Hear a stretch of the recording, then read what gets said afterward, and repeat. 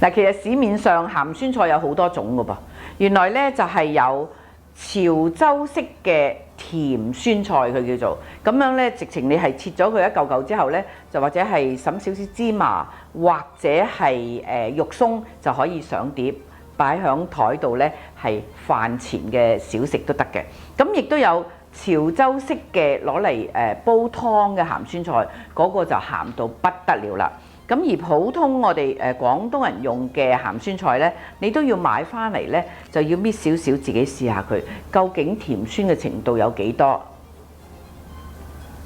如果覺得係略為鹹少少嘅話呢，我哋就要做一個處理嘅方法啦。點？我通常中意切嘅鹹酸菜呢，就係斜斜地刀，我唔會係一嚿嚿咁樣切嚇，亦都唔會切骨牌咁，因為佢個形狀呢都幾難將就下嘅。咁所以呢，我都係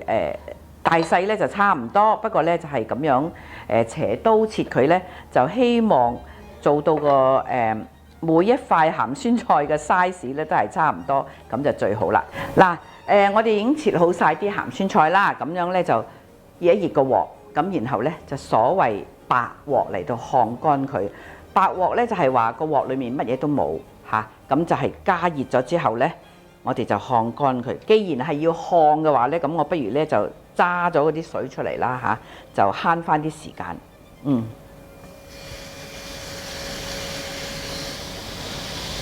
其實呢就係好容易睇到啲鹹酸菜呢點為止係烘到乾呢咁樣。咁一來呢就係冇晒啲水分，冇晒啲吱吱聲啦。咁二來呢亦都係呢，佢係有少少微微地薄身嗰度呢係開始燶燶地呢，就為止係乾透㗎啦。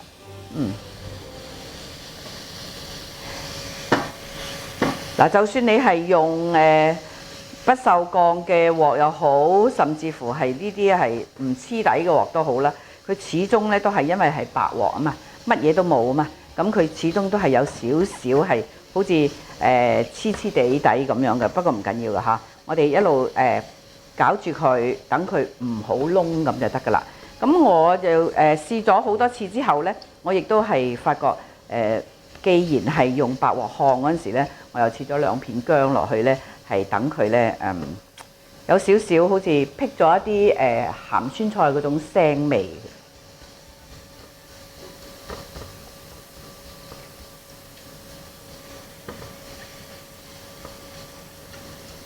其實個鑊已經好紅好熱㗎啦嚇，但係呢嗱烘到而家呢，佢仲係有啲水嘅聲咧，吱吱聲，咁即係話仲未得㗎。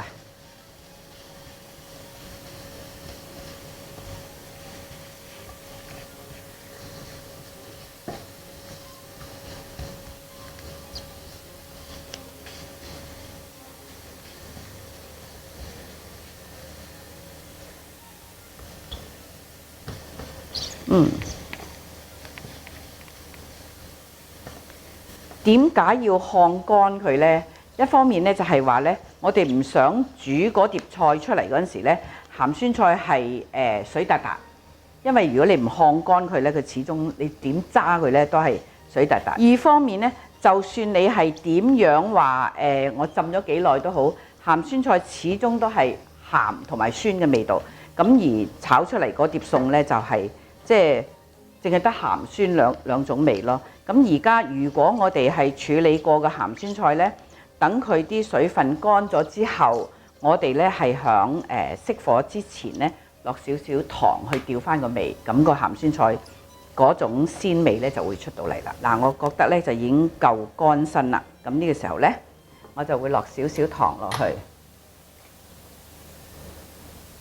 嗱，糖呢就係好惹火嘅喎，一落嗰陣時呢，你就好熄啦，熄咗佢之後呢，就將佢呢兜勻佢，兜勻佢呢個時候呢，亦都可以落翻少少油，好少就得㗎啦。咁呢個鹹酸菜呢，就算係處理好啦。